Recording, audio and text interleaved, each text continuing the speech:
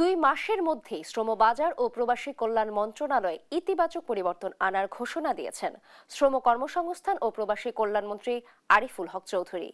শ্রমবাজার নিয়ে অস্থিরতা বন্ধ এবং বন্ধ বিদেশি শ্রমবাজার ফিরিয়ে আনার আশা জানান তিনি।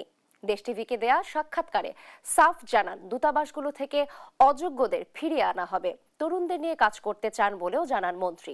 তৌফিক মাহমুদ মুন্নার বিশেষ রিপোর্ট। দক্ষ ও প্রশিক্ষিত কর্মীর অভাবে বিশ্ব শ্রম বাজারে বাংলাদেশের মন্দা কাটছে না। গেল কয়েক বছরে কমেছে জনশক্তি রপ্তানি। একদিকে ফিরে আসা জনশক্তির চাপ, অন্যদিকে প্রতি বছর বাড়ছে বেকারের সংখ্যা। এদিকে মধ্যপ্রাচ্যের নতুন সংকটের ঝুঁকিতে শ্রম বাজার। অন্তর্বর্তী সরকার নানা উদ্যোগ নিলেও তা কোনো সুফল মেলেনি।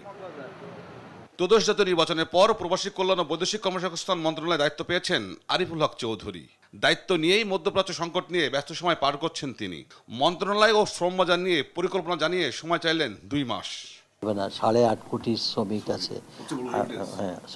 আমার শ্রমিকদের যদি আমি স্ট্যান্ড করতে পারি, তাদের যেগুলা মানে চাহিদা উৎপাদন বাড়বে, আমাদের অনেকগুলো চ্যালেঞ্জিং কাজ আছে, কিন্তু কাজের মানসিকতা নিয়ে যদি কাজ করা যায়, আমার তো বিশ্বাস, দেখা যাক। ভিগো ওয়্যার গার্ড প্রয়োজন মতো বাঁকানো যায়, অধিক চাপেও ভাঙে না। ভিগো। সবকিছু ঠিকঠাক তাহলে মাস 2-এর ভিতরে একটা চেঞ্জিং এর একটা আপনারাই বুঝতে পারবেন ফিল্ডে। বিদেশে দূতাবাস নিয়ে সাফ জানান, যথাযথ দায়িত্ব পালন না করলে ফিরে আনা হবে, দিতে হবে সাপ্তাহিক প্রতিবেদন। আমাদের অনেক এমবেসিগুলো আছে, জাস্ট একটা উইন্ডো খুলে রাখে, কেউ গেলে এটা রিসিভ করে তারপরে যায়। এটার থেকে বেরিয়ে আসার জন্য আমাদের মাননীয় প্রধানমন্ত্রী আমাদের একটা গাইডলাইন দিয়েছেন।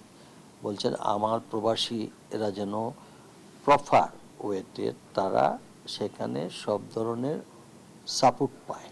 সেটা নতুনভাবে আমরা আসছি, দেখি 1 মাস ট্রায়াল দিয়ে আমরা দেখতে চাই যে প্রবাসীদের জন্য আমাদের যারা এখানে সার্ভিস দিচ্ছেন তারা কীভাবে যারা সার্ভিস দিতে পারবেন যারা সার্ভিস দিতে পারবেন না নিয়ে আসবো। সৌদি আরব, মালয়েশিয়া সহ স্থবির শ্রমবাজার দ্রুত সময়ের মধ্যে চালু করতে সব ধরনের প্রস্তুতি কথাও জানান প্রবাসী কল্যাণ মন্ত্রী। শ্রমবাজারে আমাদের যেসব জায়গায় স্থবিরতা হয়েছে, বন্ধ হয়েছে, এটা ওয়ে আউট বাইর করা এবং এটা ফাইন্ড আউট করা, যেখানে স্কোপ পাওয়া যায় আমাদের এদিকেই আমরা খোঁজ করা আরম্ভ করেছি। এবং আমি মিশনগুলোকে আমরা অলরেডি গাইডলাইন দিয়েছি। 1 সপ্তাহ ওইখানে গেছেন মিশনে, খালি চাকরি নিয়ে গেলে হবে না। 1 সপ্তাহের মধ্যে 1 সপ্তাহ করে আপনারা কোথায় কোন জায়গায় গিয়ে খুঁজছেন, কোন কোম্পানি গেছেন কোথায়, এগুলা বিষয় দিয়ে আপনার তথ্য ইনফরমেশন দিতে হবে। তৌফিক মাহমুদ মুন্না, দেশ টিভি, ঢাকা।